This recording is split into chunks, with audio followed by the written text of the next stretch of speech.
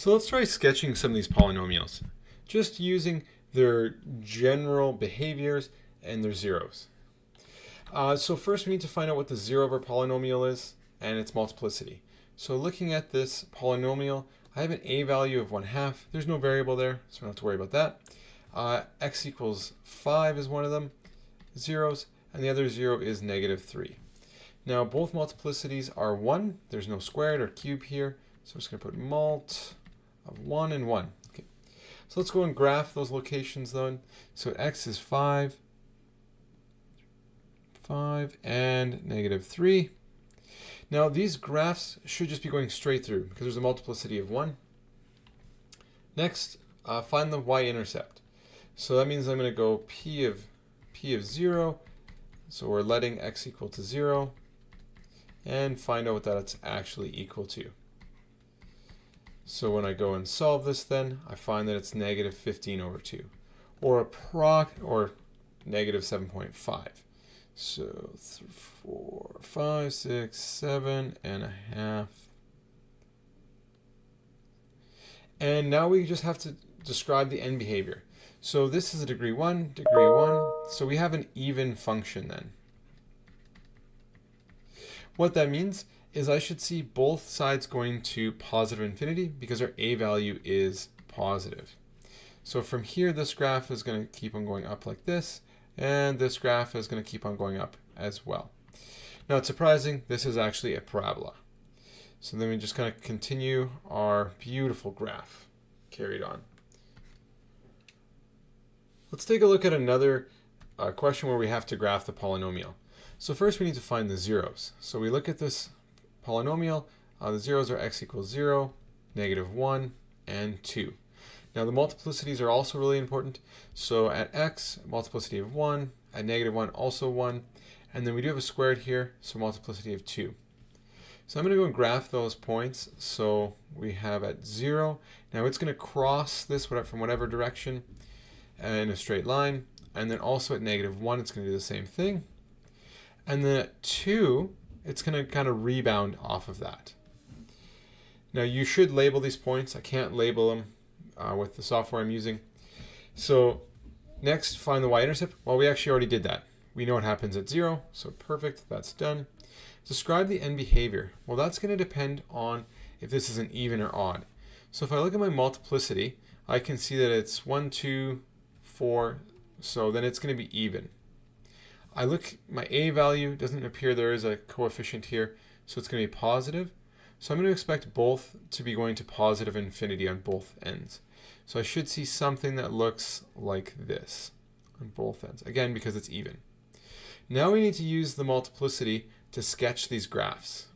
Now we're not going to go and find the vertex of actually how far these go. We're just going to estimate. So we know at -1 it's supposed to go through the point.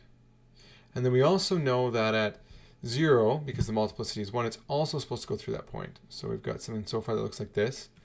Now at 2, it's supposed to just bounce. So we're going to do a little bounce, and then it should go back up. Okay, let's go the other direction now. So now we're given a graph, and we want to find out what the polynomial actually is. And it says we can leave it in factored form, which is kind of nice. So the first thing I'm going to do is go and read off what my x-intercepts are and what their multiplicity is. So here's my first one. It's at x equals -2, and it has a multiplicity of 3. I know that because it looks like it's kind of like a cubic function here. Next, I have another x-intercept at +1, and it's a multiplicity of 1. So again, I know that because it's just going straight through. Now our end behavior is that they're both going in a positive direction. So I'd expect my a value to be something positive. And I'd also expect to have an even function. Yeah, my multiplicity is 3 plus 1 is 4. Perfect. Everything's matching so far. So when I go to actually write my factors then, so my one factor is going to be x plus 2, and that's going to be cubed. That's coming from this x-intercept. And the other one is going to be x minus 1. Now that's not going to be cubed or anything because it only has a multiplicity of 1. We do, however, still have an a value that we don't know. So we need to figure out what that is. Now we can figure that out. We're given a point. So at a height of -1, all my x values will be 0. So I can go and substitute those values in and determine what this is going to equal. So we end up with a times 8 times -1. We're going to divide both sides by -8, so you get 1 over 8. Now let's just do a little double check. Does that match what we expected? Is it positive? Yes. Perfect. It probably is correct then. Now we want this as a function, so I'm going to write it in function notation. So p of x is equal to my a value of 1 over 8 times my factor. I like to put my least multiplicity first, so I'm going to go x minus 1, and then I'll put my cubed, x plus 2. Okay, let's do one last question where we have to make a equation based off of a graph. So again, we're going to go and look at where those x-intercepts are. So we have 1 at x equals 0. It has a multiplicity of 3, because again, it looks kind of like a cubic function crossing the x-axis, so multiplicity of 3. And we have one more occurring right here, so 1, 2, 3, 4, 5, so x equals 5. Now it bounces, so that's going to be a squared, or a multiplicity of 2.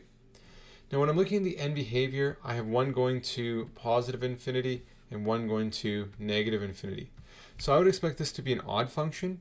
And if I look at my multiplicity, 3 plus 2 is 5, so it should be odd. Perfect. Now my a value, if you look, this is actually the opposite of a normal cubic or odd function. Normally, if it's positive, we'll go to positive infinity on the right side. So then that means our a value must be negative. And maybe you don't need to write that, but it's a good check as we're going through. So to write out the factors we know, we're going to have an x cubed and a x minus 5 squared. Now again, there is an a value in front of that we need to figure out. We are given a point, and that point is 2 comma -6. So at -6, we know all of our our x values are 2. So 2 minus 5 squared. And then we can start to simplify this. So we get 8 and we get 9. So -6, we get 72a. Divide by both sides by 72, and it can be simplified to -1/12. Now if we look, we have a negative a value. Is that what we expected? Yes, perfect. So that means, again, in function notation, we have a polynomial p of x is equal to -1/12 x cubed x minus 5 squared.